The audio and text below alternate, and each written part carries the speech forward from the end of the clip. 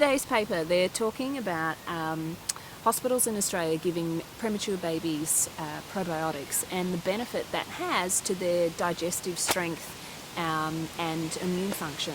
And that's something that I talk a lot about in well-adjusted babies and in ticklish, and empowering parents with thinking about what modern lifestyle factors compromise a child's digestive strength and in turn their immune health, and thinking about simple things like giving children probiotics every day, looking at their poo habits, for example, and just assessing how healthy our children are on the inside.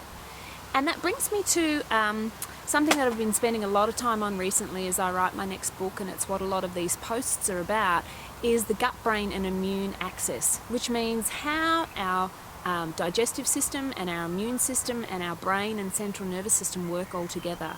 Sometimes what we find is that practitioners, even holistic practitioners, may want to address health challenges just by looking at one system of the body. And yet, as a chiropractor, what we know is that the body works all together. And when we look at how many of our children are suffering with allergies, eczema, asthma, autism, developmental delay, all of these health challenges, it's really important to address the gut, brain and immune axis. And how do we do that? Well, we think about how does our body develop. If we take a step back and look at what happens during pregnancy. Now, the innate design of the body is very, very clever, and when a baby is growing in the womb, a mother's immune system is in a heightened state. It's wanting to protect its baby from viruses and infections, and so it's in what's called a Th2 immune state. Now, the innate design then creates the situation where a baby is born vaginally or old school. That baby is exposed to all sorts of bacteria that develops in the birth canal in those last few weeks. And bacteria is vitally important for digestive and immune strength. When a baby is born by a cesarean birth or a surgical birth, they don't have this same exposure to that many different strains of bacteria.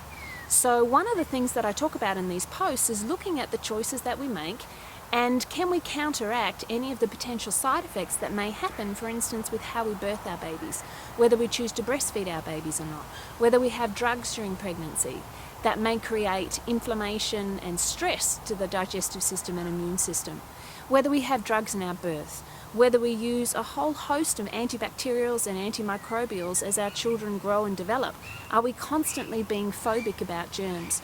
Do we let them play with the dog, to dig in the dirt? Are we worried about them being exposed to other children who may have a flu? There's lots of different factors that compromise that gut-brain immune axis. And what I want to talk about in this post and in a number of posts that follow is what is it that parents can do to counteract what choices they may have made in the past or how they're currently living, and what action steps they can take to really boost their child and their immune state and their digestive function, and most importantly, how their brain and central nervous system is coordinating every function of the body. And as a chiropractor and as a mother, I know that it's really important that we take a number of steps, that we work with a number of health practitioners in a proactive way to really help our children thrive. So I hope you enjoy these posts.